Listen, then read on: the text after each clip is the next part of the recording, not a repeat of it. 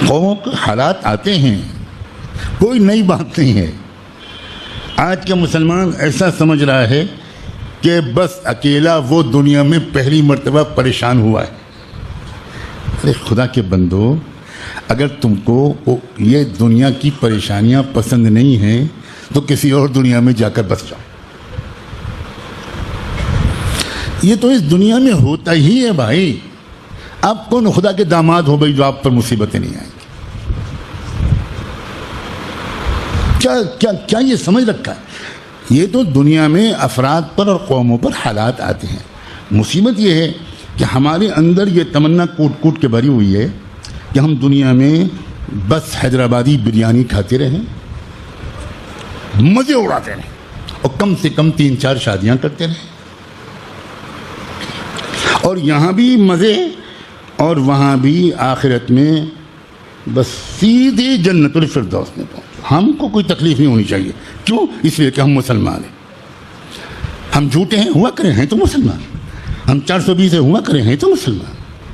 ہم دھوکے باز ہیں، ہم حرام کمائی کھاتے ہیں، ہم ایک دوسرے کو تکلیف، وہ ہیں مسلمان ہیں نا، اس سے کیا ہوتا ہے؟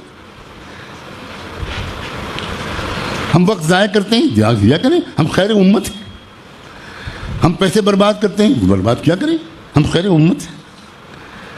ہم بہت جلدی مایوس ہو جاتے ہیں، ہوا کریں، ہم مسلمان ہیں۔ ہم بہت جلدی غصے میں آ جاتے ہیں، ہم مسلمان ہیں۔ یہ غلط بات ہے۔ اللہ کا رشتہ کسی قوم سے مخصوص نہیں ہے، یاد رکھیں بالکل اچھی طرح۔ یہ اصول ہیں، قوموں کے مزاج ہوتے ہیں، قوموں کا اندر یہ صفات ہوں گی تو قومیں ترقی کریں گی، فلاں قوم ترقی کرے گی۔ اگر یہ صفات نہیں ہیں، اس کے برعکس صفات ہیں، تو تم دنیا میں شکست سے دوچار ہو کر رہو گے، زوال سے دوچار ہو کر رہو گے۔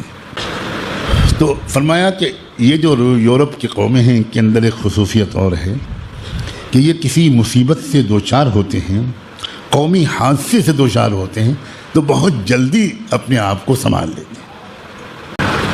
2 صفات۔ تیسری صفت، وَأَوْشَكُهُمْ كَرَّةً بَعْدَ فَرَّةٍ۔ ہم ابن عاص فرماتے ہیں کہ اس یورپین قوم کی اس مضبوطی کا ایک سبب یہ بھی ہے کہ ان کی مزاج کی ایک خصوصیت ہے کہ وہ اگر کچھ پریشانی اور شکست میں مبتلا ہو جاتے ہیں، کوئی معرکہ ہار جاتے ہیں، گر جاتے ہیں، پیچھے ہٹ جاتے ہیں، تو اس کے بعد بہت جلدی سنبھالا لے کر پھر ایک مرتبہ اپنے سابقہ مقام کو حاصل کر لیتے ہیں۔ ایسا نہیں ہوتا کہ روتے دھوتے ہی رہیں، احساس کمتری، مایوسی میں مبتلا رہیں، چڑچڑے پن میں مبتلا رہیں۔ یہ الفاظ جو میں بول رہا ہوں، یہ بالکل صرف الفاظ نہیں بول رہا ہوں، ایک ایک لفظ کے پیچھے میں درد اور غم میں ڈوب کر اپنی قوم کی حقیقت بیان کر رہا ہوں۔ وہ انسان اور وہ قوم جو گر کر جلدی سنبھل جائے، وہ بہت بڑے بڑے چیلنجز کا مقابلہ کر لیتی ہے۔ اور ہمیں یہ جاننا چاہیے کہ دنیا کی سب قوموں کے اندر دور دونوں قسم کے آتے ہیں۔ تلک الایام نداولها بین الناس۔ جب احد میں پہلی مرتبہ بڑی زبردست شکست ہوئی صحابہ کرام کو، تو اللہ تعالیٰ نے ان کو سنبھالنے کے لیے جو جملے ارشاد فرمائے قرآن میں، جو آیتیں اتاری، اس میں ایک آیت یہ تھی کہ وَإِن يَمْسَسْكُمْ قَرْحٌ فَقَدْ مَسَّ الْقَوْمَ قَرْحٌ مِثْلُهُ وَتِلْكَ الْأَيَّامُ نُدَاوِلُهَا بَيْنَ النَّاسِ۔ إِن يَمْسَسْكُمْ قَرْحٌ، آج تم کو اگر کچھ زخم لگا ہے تو بھائی تم سے پہلے اسی طرح کا زخم ان تمہارے دشمنوں مخالفوں کو بھی تو لگ چکا ہے۔ وَتِلْكَ الْأَيَّامُ نُدَاوِلُهَا بَيْنَ النَّاسِ۔ اور یہ تو حالات عدلتے بدلتے رہتے ہیں، کل ان کی باری تھی، آج تمہاری باری آئی ہے، پھر کل ان کی باری آ سکتی ہے، اس میں مایوس ہونے کی کیا بات؟ اٹھو۔ یہ جو تربیت کا انداز ہے نا، اور اس کا نتیجہ جانتے ہیں کیا ہوا؟ اللہ اکبر۔ حضور صلی اللہ علیہ وآلہ وسلم نے اپنی اس قوم کو جو بظاہر عسکری میدان میں میدان جنگ میں ہار گئی تھی، اس کو نفسیاتی طور پر اس شکست سے نکالنے کی عجیب تدبیر کی۔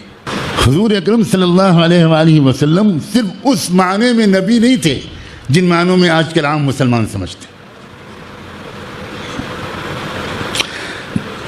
نبوت کے بارے میں اور حضور اکرم صلی اللہ علیہ وآلہ وسلم کی شخصیت کے بارے میں عام مسلمانوں کا غالباً یہ گمان ہے، اور اللہ کرے یہ میری یہ بات غلط ہو، کہ حضور ذرا سب سے بڑے بزرگ تھے۔ بزرگوں کے بارے میں جو تصور ہوتا ہے کہ وہ دنیا کے حالات سے ہم کو کیا مطلب، وہ تو پانچویں چھٹے سطح آسمان سے نیچے نہیں اترتے۔